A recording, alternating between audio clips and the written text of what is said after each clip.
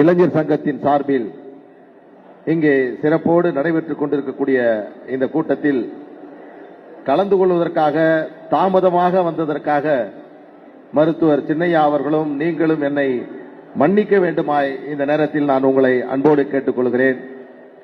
ஆனாலும் ஒரு பொருத்தமான நேரத்தில்தான் நான் இங்கே வருகை தந்திருப்பதாக நினைக்கின்றேன். காரணம், என்னுடைய பேரன்புக்குரிய நண்பர், அன்பு சகோதரர், பாட்டாளி மக்கள் கட்சிக்காக பல்வேறு தியாகங்களை செய்தவர், மருத்துவர் சின்னையா அவருடைய நம்பிக்கை நட்சத்திரமாக திகழ்ந்து கொண்டிருக்கக்கூடியவர், பாட்டாளி மக்கள் கட்சியினுடைய ஒட்டுமொத்த தொண்டர்களும் இதற்கு இவர்தான் தகுதியானவர் என்ற எண்ணத்தில் இருந்த எனது அன்பு சகோதரர் கணேஷ் அவர்களை இளைஞர் சங்கத்தினுடைய தலைவராக நியமித்த மருத்துவர் சின்னையா அவர்களுக்கு நன்றி சொல்லக்கூடிய ஒரு நல்ல வாய்ப்பாக இதை நான் பெறுகிறேன். நேற்று கூட சின்னையா அவர்களிடம் சொன்னேன், ஒரு அற்புதமான மனிதரை நீங்கள் தேர்வு செய்திருக்கிறீர்கள். உங்களுடைய அரசியல் பயணத்தில் யாருக்கு என்ன பதவியை தர வேண்டும், அதை எப்பொழுது கொடுக்க வேண்டும் என்பதை பார்த்து பார்த்து அவர் செய்கிறார்.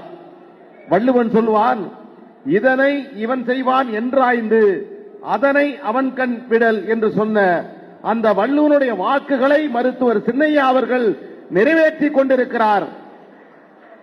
நாம் அனைவரும் எதிர்பார்த்த நமது கணேஷ்குமார் அவர்களுக்கு தலைவர் பதவி என்பது இன்றைக்கு வழங்கப்பட்டிருக்கிறது.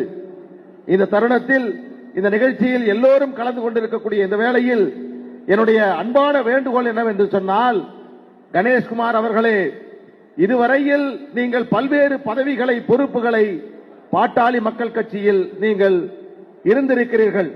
அதைவிட மிக குறைந்த வயதில் சட்டமன்ற உறுப்பினராகினவர் என்ற பெருமையை பெற்றிருக்கிறீர்கள். அதையெல்லாம் தாண்டி மருத்துவர் சின்னையா அவர்கள் வகித்து வந்த இந்த பதவியில் நீங்கள் இன்றைக்கு அமருகிறீர்கள். மிகப்பெரிய எதிர்பார்ப்பு, இந்த இயக்கத்திற்கு செய்ய வேண்டிய மிகப்பெரிய கடமை உங்களிடம் இருக்கிறது என்ற பொறுப்புணர்ச்சியோடு கணேஷ்குமார் அவர்கள் எதிர்காலத்தில் பாட்டாளி மக்கள் கட்சியினுடைய வளர்ச்சிக்காக அவர் செயல்பட வேண்டும், பாடுபட வேண்டும். நிச்சயமாக அதை செய்து முடிப்பார் என்று நான் உறுதியாக நம்புகிறேன்.